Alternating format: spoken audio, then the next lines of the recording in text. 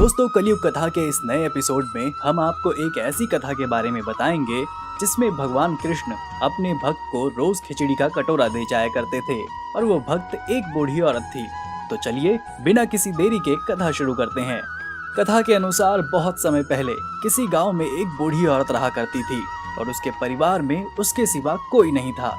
वो बूढ़ी औरत नियमित रूप से कार्तिक माह का व्रत किया करती थी और ऐसा माना जाता है कि रोज वो शाम के समय जब व्रत खोलती थी तो स्वयं भगवान कृष्ण उसके घर में आते और एक खिचड़ी से भरा कटोरा रखकर चले जाते थे और वो बूढ़ी औरत रोज उस कटोरे से पहले भगवान को भोग लगाती और फिर स्वयं खिचड़ी खाकर सो जाती। ये सिलसिला कई वर्षों तक चलता रहा। तब एक दिन उसके पड़ोस में रहने वाली एक महिला को इस बारे में पता चला। वो उस बूढ़ी औरत से ईर्ष्या करने लगी और मन ही मन सोचती, ये बुढ़िया तो अकेली है, फिर भी भगवान उसे खाने के लिए स्वयं खिचड़ी दे जाते हैं और दूसरों को क्यों नहीं दे जाते। वो हर समय सोचती रहती कि किस तरह वो खिचड़ी का कटोरा उसको मिल जाए और बुढ़िया को भूखा रहना पड़े। एक दिन की बात है, कार्तिक का महीना था। जब वो बुढ़िया कार्तिक स्नान के लिए गंगा गई तो शाम के समय भगवान कृष्ण खिचड़ी का कटोरा लेकर उसके घर आए, परंतु घर का दरवाजा बंद था। ये देखकर श्री कृष्ण ने उस खिचड़ी के कटोरे को उसके घर के बाहर रख दिया और वहां से चले गए। थोड़ी देर बाद पड़ोस में रहने वाली महिला जब अपने घर से बाहर निकली तो उसने देखा कि खिचड़ी का कटोरा उस बूढ़ी औरत के घर के बाहर रखा हुआ था।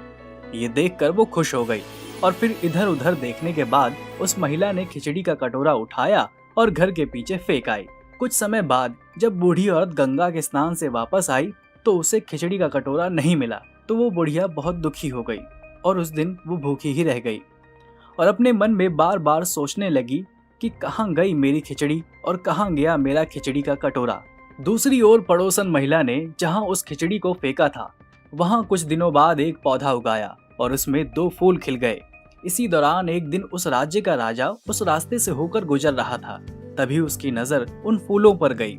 उन फूलों को देखकर राजा अपने रथ से उतरा और फूल वाले पौधे के पास गया जहाँ फूलों की सुगंध ने उसका मन मोह लिया था। फिर राजा ने दोनों फूल तोड़ लिए और वापस अपने राजमहल चला गया।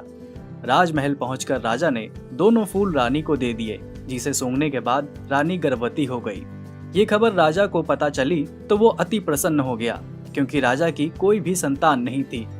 फिर कुछ महीनों बाद रानी ने 2 राजकुमारों को जन्म दिया। राजा और रानी दोनों पुत्रों के साथ खुशी पूर्वक अपना समय व्यतीत करने लगे और कुछ समय बाद दोनों राजकुमार बड़े हुए तो एक दिन वो शिकार करने निकल पड़े। कुछ दूर जाने के बाद दोनों राजकुमारों को वही बुढ़िया मिली जिसके खिचड़ी के कटोरे को पड़ोस में रहने वाली महिला ने फेंक दिया था। उस बूढ़ी औरत ने दोनों राजकुमारों से पूछा कि कहाँ गई मेरी खिचड़ी और कहाँ गया मेरा खिचड़ी का कटोरा। बुढ़िया औरत की बात सुनकर दोनों राजकुमारों ने कहा, अम्मा, हम ही है तेरी खिचड़ी और हम ही है तेरी खिचड़ी का कटोरा। इसी तरह दोनों राजकुमार जब भी शिकार के लिए जाते तो उस रास्ते में वो बुढ़िया मिलती और उन दोनों से पूछती, कहाँ गई मेरी खिचड़ी और कहाँ गया मेरा खिचड़ी का कटोरा।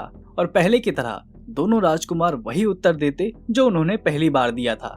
फिर एक दिन जब ये बात राजा को पता चली तो वो हैरान हो गए क्योंकि दोनों राजकुमार बचपन से ही घर में किसी से कुछ नहीं बोलते थे। फिर राजा ने अपने सैनिकों को आदेश दिया कि जाकर उस बुढ़िया औरत को सम्मान सहित राजमहल में ले आएं।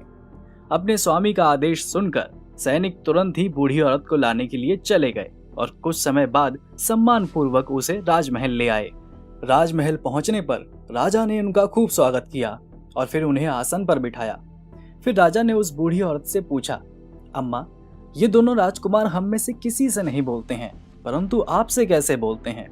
तब बुढ़िया ने कहा, महाराज, मुझे नहीं पता कि आपके दोनों राजकुमार मुझसे कैसे बात करते हैं, परंतु इन दोनों राजकुमारों ने मुझे जो बात बताई वो सच है, क्योंकि मैं कार्तिक का व्रत किया करती थी और भगवान श्री कृष्ण मुझे रोज खिचड़ी का कटोरा दे जाया करते थे और मैं उसी से अपना पेट भरा करती थी।